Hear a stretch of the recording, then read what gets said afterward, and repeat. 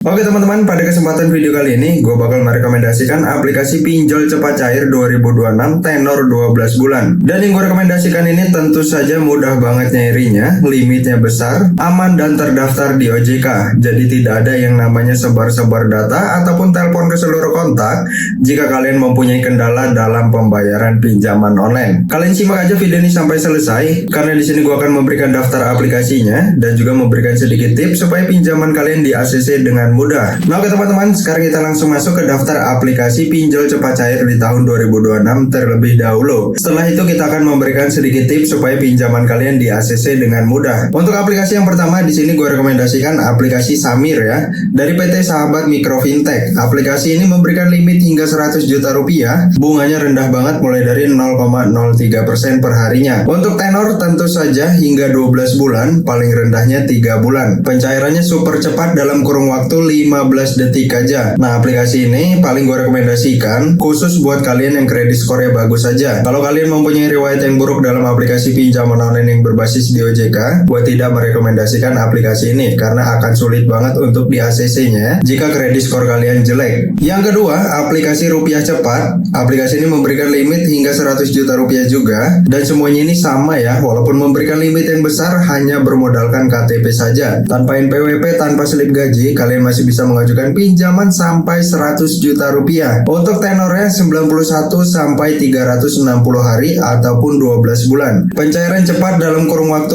5 menit aja sudah berizin dan diawasi oleh OJK. Aplikasi ini memberikan event bunga turun 50% lebih rendah. Hari ini 0,15%. Nah ini termasuk tinggi, jadi kalian bisa gunain aplikasi yang gue rekomendasikan yang lainnya. Yang ketiga, aplikasi Watas dari PT Plus Ultra Abadi. Aplikasi ini sudah terunduh sebanyak 10 juta unduhan, memiliki rating 4,7 dari 1 juta ulasan. Limitnya agak rendah, di sini memberikan limitnya hingga 50 juta rupiah saja. Tapi untuk di awal nggak mungkin langsung segini ya, pasti bertahap mulai dari 3 juta dan seterusnya. Bunganya mulai dari 0,3%, jadi jika kalian meminjam senilai 1 juta rupiah, maka bunga hariannya ini cuma 3.000 rupiah saja. Tapi perlu kalian ingat, itu adalah bunga harian. Jika kalian mengambil jangka waktu pinjaman yang lama, otomatis bunganya akan semakin tinggi lagi. Untuk tenor, memberikan tenor hingga 12 bulan, paling rendahnya 6 bulan. Pendanaan pinjaman kalian disetujui dalam kurun waktu 5 menit saja. Yang keempat, aplikasi Krediwan. Aplikasi ini memberikan limitnya hingga 80 juta rupiah.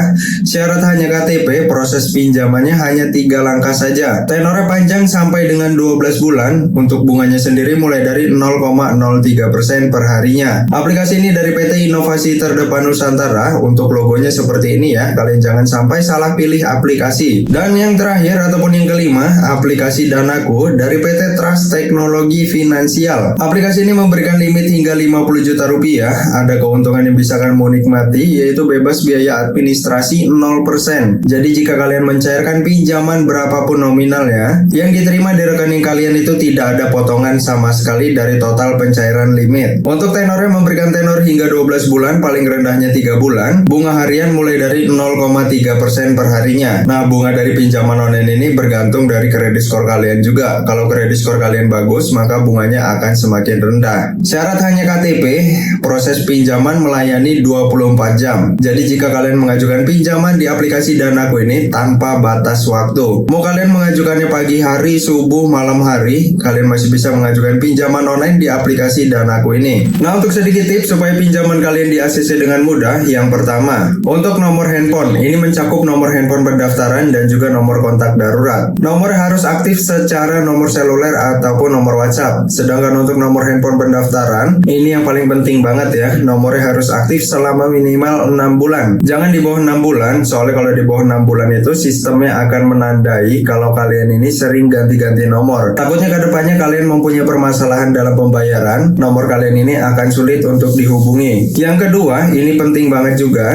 yaitu bagian foto KTP. Gua saranin kalian memfoto KTP-nya harus benar-benar jelas ya, karena yang sering kali gua bilang, aplikasi pinjaman online itu hanya menjaminkan KTP kalian saja, dan itu pun hanya difoto. Jadi di saat kalian memfoto KTP, kalian pastikan hasilnya harus benar-benar jelas, jadi terbaca tuh. Mulai dari NIK, nama, tempat tanggal lahir, alamat kalian semuanya terbaca jelas. Yang selanjutnya, gunakan data valid, tidak boleh berubah-berubah di setiap aplikasi. Biasanya para peminjam, pengisian data berubah-berubah ini di bagian pekerjaan dan juga penghasilan bulanan. Nah, untuk penghasilan bulanan ini nggak perlu dibesar-besarin ya, cukup kalian isi aja sesuai dengan UMR kota kalian. Kalau penghasilan kalian memang besar, kalian bisa cantumkan slip gaji ataupun mutasi rekening kalian. Kalau kalian penghasilannya pas-pasan tidak mempunyai slip gaji, cukup kalian isi aja sesuai dengan UMR kota kalian. Karena yang pastinya sistemnya akan mengecek untuk UMR kota kalian. Kalau UMR kota kalian senilai 5 juta tapi kalian mengisi 15 juta tanpa bukti yang jelas ataupun tanpa melampirkan slip gaji dan mutasi rekening, sudah pasti sistemnya tidak akan percaya. Nah, oke teman-teman, itulah untuk sedikit tips dan juga daftar aplikasi yang paling gue rekomendasikan untuk kalian gunakan. Nah, dari yang gue rekomendasikan itu memberikan bunga yang beragam. Kalian pilih aja yang bunganya paling rendah supaya kalian tidak terjerumus dari bunga pinjaman online. Jika kalian ada pertanyaan seputar pinjaman online, kalian bisa tanyakan di kolom komentar ya. Mudah-mudahan gue bisa membantu kalian dalam permasalahan pinjaman online di tahun 2026. Sampai bertemu di video selanjutnya. See you next time.